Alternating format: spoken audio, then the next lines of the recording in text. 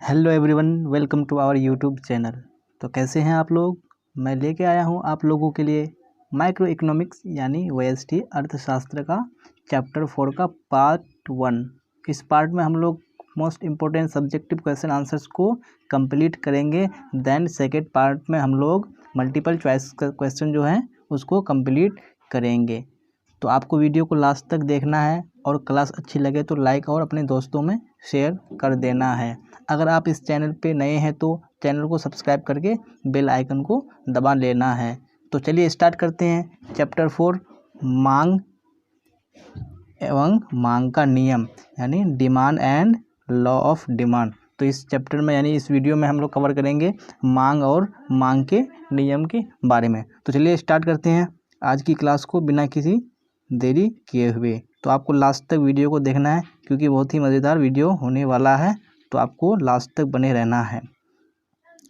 तो चलिए यहाँ पे क्या है, मांग डिमांड के बारे में जान लेते हैं। डिमांड होता क्या है, एक निश्चित कीमत पर एक उपभोक्ता किसी वस्तु की जितनी मात्रा खरीदने को इच्छुक और योग्य होता है उसे मांग कहते हैं। ये क्या बोला जा रहा है, किसी निश्चित कीमत पर यानी कोई फिक्स एक कीमत पर एक उपभोक्ता एक कंज्यूमर किसी वस्तु को जितनी मात्रा यानी वस्तु की वो जितनी मात्रा खरीदने के लिए क्या हो, इच्छुक हो और क्या हो, योग्य हो, यानी उसके बाद कैपेबिलिटी हो कि वो किसी चीज़ को खरीद सके, उसे क्या कहते हैं हम लोग, मांग कहते हैं। यहाँ पे क्या बताया जा रहा है, एक उपभोक्ता यानी जिसके उस उपभोक्ता के अंदर जितनी उसकी क्या है, कैपेबिलिटी है या वो इतना इच्छुक है किसी वस्तु को खरीदने के लिए, उसी हम लोग क्या बोलते हैं, मांग बोलते हैं। चलिए अब ये देख लेते हैं क्या है। मांग में 5 तत्वों का निहित होना आवश्यक है।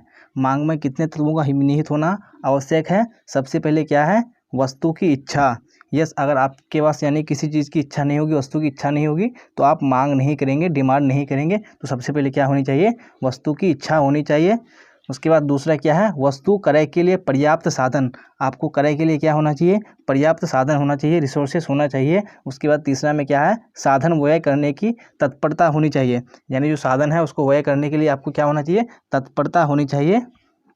उसके बाद 4 में क्या है, एक निश्चित कीमत होनी चाहिए। अगर आप किसी चीज़ को डिमांड कर रहे हैं, अगर उसका कीमत एक निश्चित नहीं होगा तो आप डिमांड नहीं करेंगे। उसका एक फिक्स यानी प्राइस होना चाहिए, एक निश्चित कीमत होना चाहिए। उसके बाद 5वां में क्या है, एक निश्चित समय अवधि होनी चाहिए। उसके लिए क्या होनी चाहिए, निश्चित समय अवधि होनी चाहिए डिमांड करने के लिए। तो ये क्या है, 5 तत्वों का यानी होना, निहित होना इसमें आवश्यक है, किसमें, डिमांड में। अब देख लेंगे हम लोग अगला क्या है, मांगी गई मात्रा। यानी क्या बोला जा रहा है, मांगी गई मात्रा किसे बोलते हैं, यानी क्वांटिटी डिमांडेड।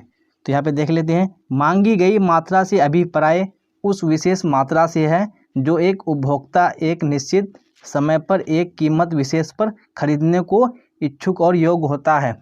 यहाँ पे क्या बोला जा रहा है, मांगी गई मात्रा से अभिप्राय क्या है, उस विशेष मात्रा से है जो एक उपभोक्ता, जो एक कंज्यूमर एक निश्चित समय पर एक यानी निश्चित समय पर एक कीमत विशेष पर, यानी एक निश्चित समय भी होना चाहिए और एक निश्चित यानी कीमत भी होना चाहिए, और उसको क्या करने, खरीदने के लिए क्या रहता है, वो इच्छुक और योग्य होता है। उसके अंदर इच्छा होती है खरीदने की और उसके अंदर एबिलिटी होती है कि वो उसको खरीद सके। उसी को हम लोग क्या बोलते हैं, मांगी गई मात्रा यानी क्वांटिटी डिमांडेड बोलते हैं। अब देख लेते हैं हम लोग अगला, मांग फलन। तो देख लेते हैं मांग फलन किसे बोलते हैं।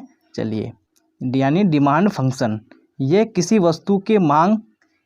वस्तु के लिए मांग तथा इसके विभिन्न निर्धारक तत्वों के बीच कार्यात्मक संबंध को व्यक्त करता है। तो मांग फलन क्या करता है, किसी वस्तु के लिए मांग तथा इसके विभिन्न जो निर्धारक तत्व हैं उसके बीच क्या करता है, ये कार्यात्मक संबंध को व्यक्त करता है। तो ये आपको याद रखने हैं, क्या करता है ये मांग फलन, किसी वस्तु के मांग और उसके जो निर्धारक तत्व हैं उसके बीच कार्यात्मक संबंध को व्यक्त करता है। अब देख लेते हैं हम लोग अगला क्वेश्चन, क्या बोला जा रहा है अगला क्वेश्चन में। चलिए, मांग तालिका। अब यहाँ पे बताया जा रहा है मांग तालिका किसे बोलते हैं, यानी डिमांड शेड्यूल किसे बोलते हैं। वह तालिका जिसमें कीमत और खरीदी गई मात्रा के बीच के संबंध को प्रकट किया जाता है मांग तालिका कहलाती है। यहाँ पे डिमांड शेड्यूल किसे बोलते हैं, उस शेड्यूल को बोलते हैं जिसमें कीमत और खरीदी गई मात्रा के बीच जो संबंध होता है उसको प्रकट किया जाता है किसमें, मांग तालिका में। उसे हम लोग क्या बोलते हैं, मांग तालिका बोलते हैं। अब देख लेंगे हम लोग अगला क्वेश्चन, व्यक्तिगत मांग तालिका किसे बोलते हैं। अब हम लोगों ने मांग तालिका देख लिया, अब हम लोग व्यक्तिगत मांग तालिका को देखेंगे। व्यक्तिगत मांग तालिका वह तालिका होता है जो किसी निश्चित समय पर एक व्यक्ति द्वारा किसी वस्तु की विभिन्न कीमतों पर उसकी मांग की मात्राओं को दर्शाता है। तो यहाँ पे जो व्यक्तिगत मांग तालिका है वो क्या दर्शाता है, किसी निश्चित समय पर एक व्यक्ति की, एक इंडिविजुअल व्यक्ति की क्या करता है, वो वस्तु की जो विभिन्न कीमतों पर उसकी जो मांग होती है उसको दर्शाता है व्यक्तिगत मांग तालिका, यानी एक व्यक्ति का ये दर्शाता है, इसलिए इसको क्या बोलते हैं हम लोग, इंडिविजुअल डिमांड शेड्यूल बोलते हैं। केवल एक व्यक्ति का ये दर्शाता है। अब हम लोग देख लेंगे अगला क्या है क्वेश्चन, अगला बाजार मांग तालिका। हम लोगों ने व्यक्तिगत मांग तालिका देख लिया, अब हम लोग देखेंगे बाजार मांग तालिका। बाजार मांग तालिका समस्त बाजार में किसी समय बिंदु पर विभिन्न कीमतों पर वस्तु की मांग को प्रदर्शित करती है। इस प्रकार बाजार मांग तालिका एक वस्तु के लिए कुल उपभोक्ताओं की मांग का योग है। यहाँ पे बाजार मांग तालिका में क्या बताया जा रहा है, जो बाजार मांग तालिका होती है, मांग तालिका समस्त बाजार में यानी पूरे बाजार में किसी समय बिंदु पर, एक निश्चित बिंदु पर विभिन्न कीमतों पर जो वस्तु की मांग को प्रदर्शित करती है। इस प्रकार जो बाजार मांग तालिका एक वस्तु के लिए कुल उपभोक्ताओं की मांग का योग है। तो यहाँ पे हम लोगों ने व्यक्तिगत मांग तालिका में एक निश्चित समय पर एक व्यक्ति का ये किया था, लेकिन यहाँ पे जो समस्त बाजार है उसमें पूरे बाजार में जो क्या है, वस्तुओं की क्या है, मांग है, उसको प्रदर्शित करता है बाजार मांग तालिका। अब हम लोग देख लेंगे अगला क्वेश्चन, मांग वक्र यानी डिमांड कर्व किसे बोलते हैं, तो देख लेते हैं। मांग तालिका को जब रेखा चित्र के रूप में प्रदर्शित किया जाता है तो उसे मांग वक्र बोलते हैं। यानी जब हम मांग तालिका को यानी डिमांड शेड्यूल को जब हम रेखा चित्र करेंगे, उसका एक यानी इसको ग्राफ में छापेंगे तो उसको जो रूप देता है, प्रदर्शित कर दिया है, उसे हम लोग क्या बोलते हैं, मांग वक्र बोलते हैं। चलिए, तो आपको समझ में आ गया मांग वक्र किसे बोलते हैं। चलिए अब देख लेंगे हम लोग अगला क्वेश्चन, नेक्स्ट क्वेश्चन है व्यक्तिगत मांग वक्र। यहाँ पे हम लोग मांग वक्र देख लिए, अब हम लोग इंडिविजुअल डिमांड कर्व देखेंगे। तो व्यक्तिगत मांग वक्र वह वक्र है जो किसी वस्तु की विभिन्न कीमतों पर एक उपभोक्ता द्वारा, जब यहाँ पे इंडिविजुअल बात होगा तो वहाँ पे सिर्फ एक ही उपभोक्ता का बात होगा, एक उपभोक्ता द्वारा उस वस्तु की मांगी गई मात्राओं को प्रकट करती है। तो व्यक्तिगत मांग वक्र किसको प्रकट करती है, एक उपभोक्ता द्वारा उस वस्तु की मांगी गई मात्राओं को प्रकट करती है। अब देख लेंगे हम लोग बाजार मांग वक्र। हम लोगों ने इंडिविजुअल देख लिया, अब हम लोग मार्केट डिमांड कर्व देखेंगे। चलिए, बाजार मांग वक्र वह वक्र है जो किसी वस्तु की विभिन्न कीमतों पर बाजार के सभी उपभोक्ताओं, हम लोगों ने इंडिविजुअल में सिर्फ एक ही उपभोक्ता को पढ़ा, लेकिन जब बाजार मांग वक्र को हम लोग देखेंगे तो यहाँ पे जो कीमतों पर बाजार के जो सभी उपभोक्ता हैं उसके द्वारा मांगी गई मात्राओं को प्रकट किया जाता है किसमें, बाजार मांग वक्र में। बाजार मांग वक्र व्यक्तिगत मांग वक्रों का क्षैतिज योग या क्या होता है, समेशन यानी हॉरिजॉन्टल समेशन होता है। जो बाजार मांग वक्र होता है क्या होता है, व्यक्तिगत मांग का क्षैतिज योग होता है। चलिए, अब हम लोग देख लेंगे अगला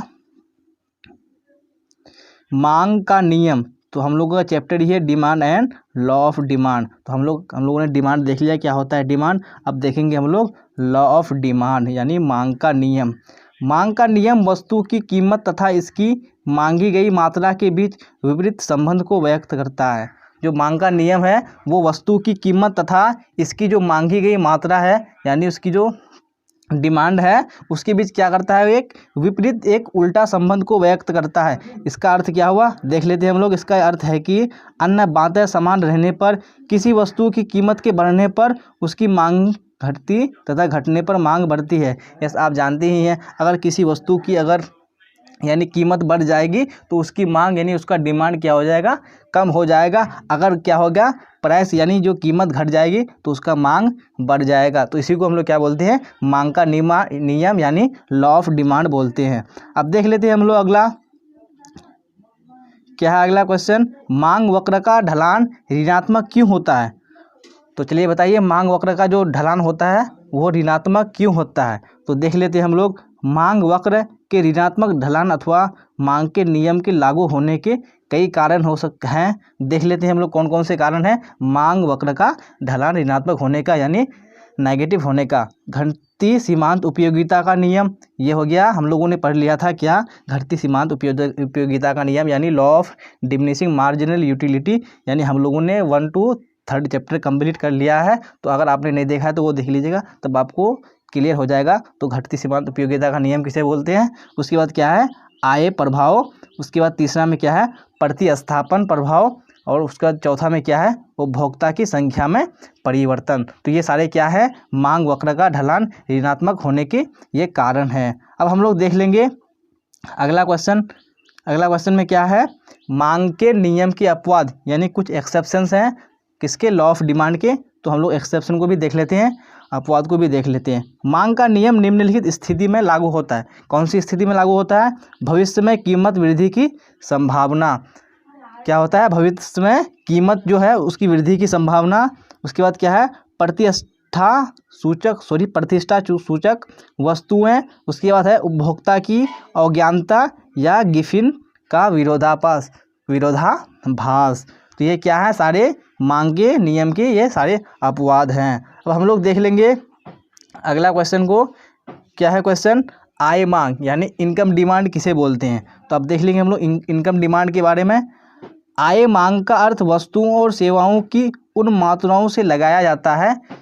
किसका, आय मांग का जो अर्थ है वस्तुओं और सेवाओं की उन मात्राओं से लगाया जाता है जो अन्य बातों के समान रहने की जान दी गई समय अवधि में अपने आय के विभिन्न स्तरों पर खरीदने की क्षमता रखता है। यहाँ पे क्या बोला जा रहा है, आय मांग का अर्थ है वस्तुओं और सेवाओं की उन मात्राओं से लगाया जाता है जो अन्य बातों के समान रहने की दी गई समय अवधि में अपने आय के विभिन्न स्तरों पर खरीदने की क्षमता रखता है। यस, अगर आपके पास आय होगा, जो आय होता है उसको क्या करता है, वो किसी वस्तु को यानी किसी वस्तु के जो विभिन्न स्तर हैं उसको खरीदने की क्या रखता है, वो क्षमता रखता है। अब देख लेंगे हम लोग अगला क्वेश्चन। क्या है, सामान्य वस्तुएं। हम लोग देख लेंगे कौन सी वस्तुएं सामान्य वस्तुएं होती है, यानी कौन सी वस्तुएं नॉर्मल गुड्स होती हैं। तो जान लेते हैं हम लोग नॉर्मल गुड्स के बारे में।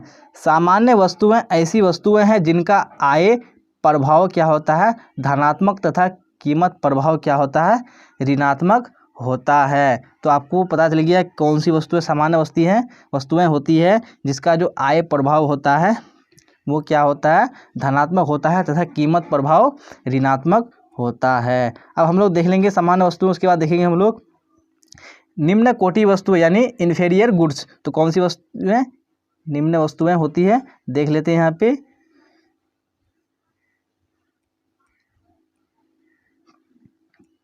निम्न कोटि वस्तुएं ऐसी वस्तुएं हैं जिनका आय प्रभाव क्या होता है, ऋणात्मक होता है। तो आपको पता चल गया निम्न कोटि वस्तुएं कौन सी वस्तुएं होती है, जो जिनका जो आय प्रभाव होता है वो क्या होता है, ऋणात्मक होता है। अब देख लेंगे हम लोग अगला क्वेश्चन। क्या है अगला क्वेश्चन में, यानी गिफिन वस्तुएं यानी गिफिन गुड्स। किसे गिफिन गुड्स बोलते हैं, चलिए। गिफिन वस्तु ऐसी वस्तु यानी ऐसी निम्न कोटि की वस्तु है जिसका आय प्रभाव ऋणात्मक होता है तथा कीमत प्रभाव क्या होता है, धनात्मक होता है। जो इसका आय का जो प्रभाव होता है वो ऋणात्मक होता है और कीमत प्रभाव क्या होता है, इसका धनात्मक होता है। गिफिन वस्तु पर मांग का नियम लागू नहीं होता है। जो मांग का जो नियम लागू होता है वो कौन सी वस्तुओं पर होता है, निम्न कोटि की वस्तुओं पर होता है और नॉर्मल वस्तुओं पर होता है, सामान्य वस्तुओं पर, यानी गिफिन वस्तुओं पर ये लागू नहीं होता है। अब देख लेंगे हम लोग अगला क्वेश्चन क्या है।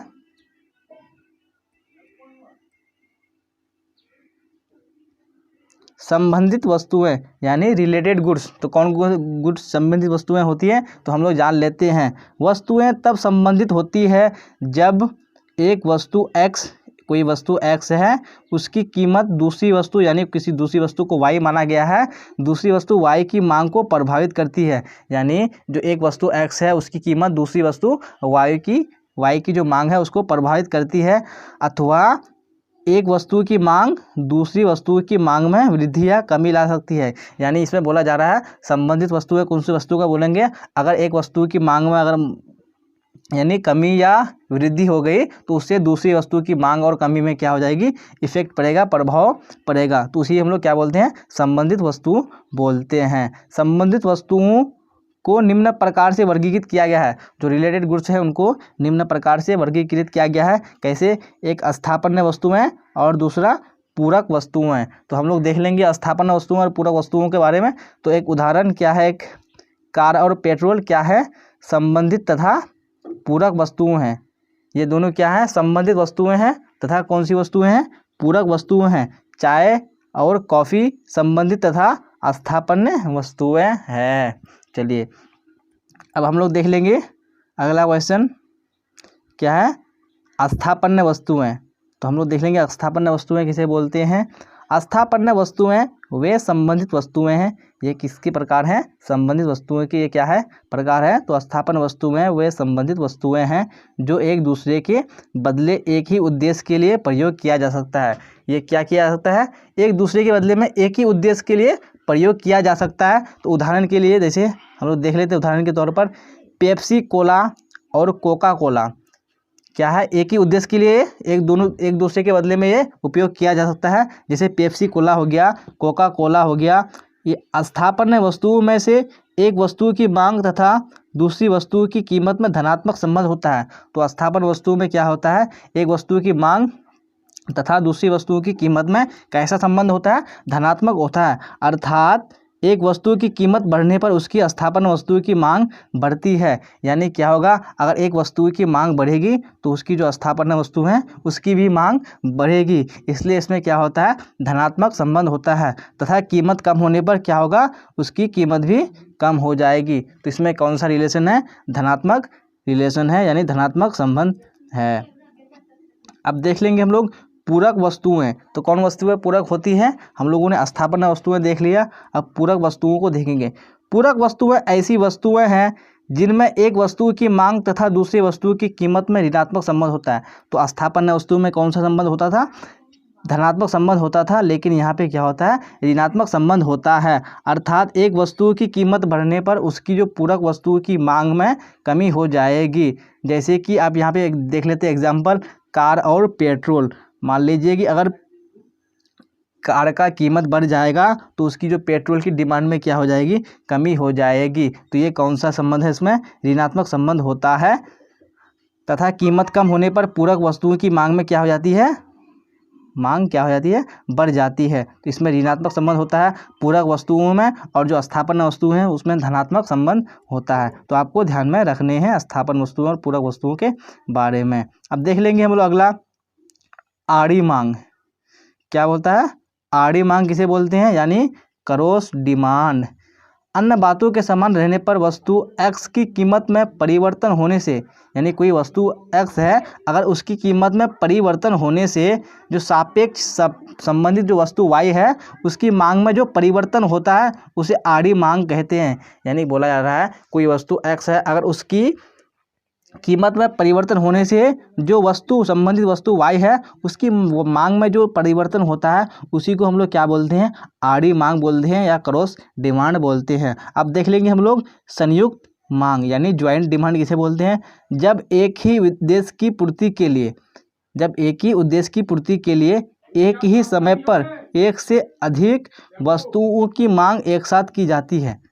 क्या बोला जा रहा है, जब एक ही उद्देश्य होता है, एक ही उद्देश्य की पूर्ति के लिए जब एक ही समय पर एक से अधिक वस्तुओं की मांग एक साथ ही की जाती है तब ऐसी मांग को हम लोग संयुक्त मांग कहा जाता है। जैसे गेंद और बल्ला, इसका उद्देश्य क्या रहता है, एक ही रहता है, यानी खेलने का उद्देश्य रहता है, और क्या किया जाता है, उसकी वस्तुओं की मांग एक ही साथ की जाती है। गेंद और बल्ले का एक ही साथ किया जाएगा, गेंद का अलग बल्ले का अलग नहीं होगा। अगर स्कूटर की मांग करेंगे तो आप पेट्रोल की भी मांग करेंगे, क्योंकि बिना पेट्रोल के स्कूटर आपका चलेगा नहीं। तब ऐसी मांग को हम लोग क्या बोलेंगे, संयुक्त मांग बोलेंगे। अब देख लेंगे हम लोग अगला क्वेश्चन क्या है, व्युत्पन्न मांग, यानी डिराइव्ड डिमांड किसे बोलते हैं। जब एक वस्तु की मांग दूसरी वस्तु की मांग स्वतः उत्पन्न हो जाती है, यानी जब एक वस्तु की अगर मांग बढ़ गई उससे दूसरी वस्तु की मांग में क्या होती है, स्वतः क्या हो जाती है, उत्पन्न हो जाती है, खुद ब खुद बढ़ जाती है, तब ऐसी मांग को हम लोग क्या बोलते हैं, व्युत्पन्न मांग कहते हैं। उत्पत्ति के साधनों की मांग व्युत्पन्न मांग होती है। तो यहाँ पे आपको एग्जाम्पल दिया गया है, जितने भी सारे उत्पत्ति के साधन हैं वो सारे कौन से व्युत्पन्न मांग के उदाहरण है। तो हम लोगों ने आड़ी मांग, संयुक्त मांग और व्युत्पन्न मांग देख लिया। अब हम लोग आगे देखेंगे अगला क्वेश्चन को। अगला क्वेश्चन क्या है, मांग का विस्तार। तो हम लोग देखेंगे मांग का विस्तार क्या होता है, यानी एक्सटेंशन ऑफ डिमांड। जब किसी वस्तु की कीमत में कमी होने के फलस्वरूप उसकी मांग अधिक हो जाती है, इसे मांग में विस्तार कहा जाता है। मैंने आपको बता दिया था, यानी जो कीमत और जो मांग होता है उसमें इन्वर्स रिलेशनशिप होता है, यानी जस्ट ऑपोजिट होता है। अगर वस्तु की कीमत बढ़ेगी तो मांग कम हो जाएगा, अगर वस्तु की कीमत घट गई तो मांग बढ़ जाएगा। तो यहाँ पे मांग का विस्तार क्या है, जब किसी वस्तु की कीमत में क्या हो जाएगी, कमी हो जाएगी, तो उसका जो मांग है अधिक हो जाएगा, तो इसे हम लोग क्या बोलेंगे, मांग में विस्तार बोलेंगे। एक मांग वक्र के ऊपर के बिंदु से नीचे के बिंदु की ओर संचालन मांग का विस्तार कहलाता है। यानी क्या बोला जा रहा है, जो मांग वक्र है उसके ऊपर के बिंदु से नीचे के बिंदु की ओर जो संचालन होता है मांग का, वो मांग का क्या कहलाता है, विस्तार कहलाता है। अब देख लेंगे हम लोग मांग का संकुचन। हम लोगों ने मांग का विस्तार देख लिया, अब हम लोग मांग का संकुचन देखते हैं क्या होता है। जब किसी वस्तु की कीमत में वृद्धि होने के कारण, यहाँ जो मांग का विस्तार था वहाँ पे कीमत में क्या हो रही थी, कमी हो रही थी, लेकिन मांग का संकुचन में क्या हो रहा है, कीमत में क्या हो रहा है, वृद्धि हो रहा है। तो वृद्धि के कारण उसकी मांग में क्या हो जाती है, जो कमी आती है, तो मांग में होने वाली कमी को ही हम लोग क्या बोलते हैं, मांग का संकुचन वो कहते हैं। तो एक मांग वक्र नीचे के बिंदु से ऊपर की बिंदु की ओर संचालन मांग वक्र कहलाता है। तो यहाँ पे मांग का विस्तार में ऊपर से नीचे की ओर संचालन मांग का विस्तार कहलाता था, लेकिन मांग का संकुचन में नीचे से ऊपर की ओर संचालन मांग वक्र का संचालन यानी संकुचन कहलाता है। अब देख लेंगे हम लोग अगला क्वेश्चन, मांग वक्र का खिसकाव। हम लोगों ने मांग वक्र का यानी क्या देख लिया, विस्तार देख लिया और संकुचन देख लिया। अब हम लोग देखेंगे यहाँ पे मांग वक्र का खिसकाव यानी shifting of the demand curve. मांग वक्र के खिसकाव से अभिप्राय है कि मांग वक्र प्रारंभिक मांग वक्र के ऊपर या नीचे सरक जाती है। यहाँ पे क्या बोला जा रहा है, मांग वक्र का खिसकाव में क्या होता है, जो मांग वक्र है प्रारंभिक मांग वक्र से ऊपर या नीचे की ओर सरक जाती है। इस प्रकार का परिवर्तन तब आता है जब कीमत के अतिरिक्त दूसरे तत्वों, जो कीमत के अतिरिक्त दूसरे तत्व कौन कौन से हैं, जैसे आय हो गया, फैशन हो गया आदि में परिवर्तन होने से मांग क्या हो जाता है, कम हो जाता है। तो मांग वक्र का खिसकाव मांग में वृद्धि एवं मांग में कमी की दशाओं को बताता है। अगर मांग वक्र का जो खिसकाव होगा वो किस किस को तो दर्शाएगा, जो मांग में वृद्धि होगा या तो मांग में कमी होगा, ये दोनों को बताएगा। इन दोनों दशाओं में मांग वक्र क्या हो जाता है, बदल जाता है। देख लेते हैं अब आगे क्या है, मांग में वृद्धि। तो मांग यानी मांग में वृद्धि कैसे होगी, हम लोगों ने यानी मांग में क्या देख लिया, यहाँ पे मांग वक्र का खिसकाव देख लिया। अब हम लोग देखेंगे यहाँ पे मांग में वृद्धि, इंक्रीज इन डिमांड। तो इंक्रीज इन डिमांड यानी मांग में वृद्धि कब होगा, जब कीमत के अतिरिक्त अन्य निर्धारक तत्व, कीमत के अतिरिक्त कौन अन्य निर्धारक तत्व है, जैसे हो गया आय हो गया, आपका फैशन हो गया, निर्धारक तत्व परिवर्तन होने के कारण वस्तुओं की मांग में क्या हो जाती है, बढ़ जाती है। कीमत के अतिरिक्त जो अन्य निर्धारक तत्व है उसमें परिवर्तन होने से वस्तु की जो मांग है उसमें क्या हो जाती है, वृद्धि हो जाती है। तो इस मांग में वृद्धि कहते हैं। तो इसे हम लोग क्या बोलते हैं, मांग में वृद्धि कहते हैं। यह मांग वक्र की ऊपर की ओर खिसकाव द्वारा प्रकट होता है। जो ये मांग वक्र होता है वो कैसे प्रकट होता है, ऊपर की ओर खिसकाव द्वारा प्रकट होता है। अब देख लेंगे हम लोग मांग में वृद्धि के कारण। तो हम लोगों ने मांग में वृद्धि देख लिया, अब जो मांग में वृद्धि का कारण है उसको देखेंगे। चलिए, मांग में वृद्धि के मुख्य निम्नलिखित कारण है, कौन कौन से, उपभोक्ता की आय में वृद्धि। यस, अगर उपभोक्ता है, कंज्यूमर है, उसकी इनकम में वृद्धि होगा तो वो क्या करेगा, मांग को बढ़ाएगा, अपना डिमांड को बढ़ाएगा। उसके बाद बोला है क्या है, प्रतिस्थापन वस्तुओं का कीमत में वृद्धि, अगर जो प्रतिस्थापन वस्तु है उसकी कीमत में वृद्धि होगी, इससे भी क्या होगा, मांग बढ़ेगा। उसके बाद क्या बोला जा रहा है, पूरक वस्तु की कीमत में कमी, अगर पूरक वस्तु की कीमत में कमी होगा तो इससे भी क्या होगा, मांग में वृद्धि होगा। उसके बाद चौथा क्या है, वस्तु के लिए उपभोक्ता में वृद्धि, वस्तु के लिए उपभोक्ता में वृद्धि। और उसके बाद पाँचवा में क्या है, क्रेताओं की संख्या में वृद्धि, अगर क्रेता यानी खरीदने वाले ज़्यादा होंगे, संख्या में वृद्धि होगी, तो इसमें क्या होगा, मांग में भी वृद्धि होगा। उसके बाद क्या होगा, कीमत बढ़ने की संभावना, अगर कोई वस्तु है उसकी अगर फ्यूचर में कीमत बढ़ने की संभावना है तो लोग क्या करेंगे, ज़्यादा डिमांड करेंगे। उसके बाद क्या है, भविष्य में उपभोक्ता की आय बढ़ने की संभावना, अगर भविष्य में क्या होगा, उपभोक्ता की आय बढ़ने की संभावना रहेगी तो लोग क्या करेंगे, पहले से ही खरीदना यानी मांग करना शुरू कर देंगे। अब देख लेते हैं हम लोग अगला क्वेश्चन, यानी मांग में कमी। तो हम लोगों ने मांग में वृद्धि देख लिया, अब हम लोग क्या देखेंगे, मांग में कमी यानी डिक्रीज इन डिमांड। जब कीमत के अतिरिक्त अन्य निर्धारक तत्वों में परिवर्तन होने के कारण वस्तु की मांग क्या हो जाती है, घट जाती है, तो इसे मांग में हम लोग क्या बोलते हैं, कमी बोलते हैं। यह मांग वक्र ऊपर की ओर खिसकाव द्वारा प्रकट होता है। यह मांग वक्र कैसे प्रकट होता है, ऊपर की ओर खिसकाव द्वारा प्रकट होता है। अब हम लोग देख लेंगे मांग में कमी के कारण, क्या क्या कारण है जिससे मांग में कमी होती है, तो यहाँ पे हम लोग देख लेंगे। मांग में कमी के मुख्य निम्नलिखित कारण हैं, कौन कौन से, उपभोक्ता की आय में कमी, यस, अगर उपभोक्ता की इनकम में कमी होगा तो वो मांग कम करेगा। प्रतिस्थापन वस्तु की कीमत में कमी, अगर जो प्रतिस्थापन वस्तुएं हैं उसकी कीमत में कमी होगी तो भी क्या होगा, मांग में कमी होगा। पूरक वस्तुओं की कीमत में कमी, क्रेताओं की संख्या में कमी, क्या होगा, पूरक वस्तु की जो कीमत होगा उसमें कमी होगा तो मांग में कमी होगा। जो क्रेता है उसकी अगर संख्या में कमी होगा, खरीदने वाले कम होंगे, उससे भी क्या होगा, मांग में कमी होगा। कीमत कम होने की संभावना, यानी अगर कोई वस्तु है उसकी फ्यूचर में कीमत कम होने की संभावना है तो लोग नहीं खरीदेंगे, क्योंकि वो फ्यूचर में खरीदेंगे ताकि उस समय कीमत उसका कम होगा तो उस समय डिमांड करेंगे, इससे भी क्या होगा, कीमत में यानी मांग में कमी होगा। उसके बाद है क्रेताओं की संख्या में कमी, अगर खरीदने वाले कम होंगे तो उससे भी क्या होगा, मांग में कमी होगा। कीमत कम होने की संभावना, क्या होगा, अगर कीमत कम होने की संभावना होगा तो उससे भी क्या होगा, मांग में कमी होगा।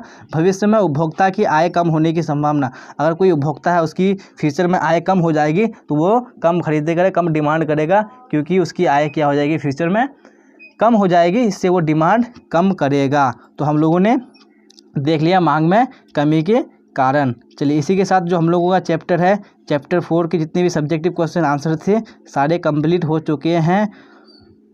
तो आप सबका यहाँ तक बने रहने के लिए धन्यवाद। अगर आपको ये वीडियो या क्लास अच्छी लगी होगी तो आप लाइक कीजिएगा, अपने दोस्तों में शेयर कीजिएगा।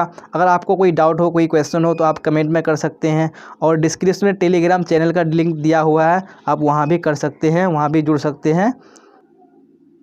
तो हम लोगों ने इसी के साथ जो जितने भी सारे सब्जेक्टिव क्वेश्चन आंसर थे इस चैप्टर के, यानी मांग एवं मांग का नियम, वो सारे को कंप्लीट कर लिया है। अब सेकंड पार्ट में हम लोग कवर करेंगे मल्टीपल चॉइस क्वेश्चन, बहुवैकल्पिक प्रश्नों को, वो जितने भी सारे होंगे हम लोग कवर करेंगे। इस पार्ट में हम लोगों ने सिर्फ यानी सब्जेक्टिव क्वेश्चन आंसर्स को किया।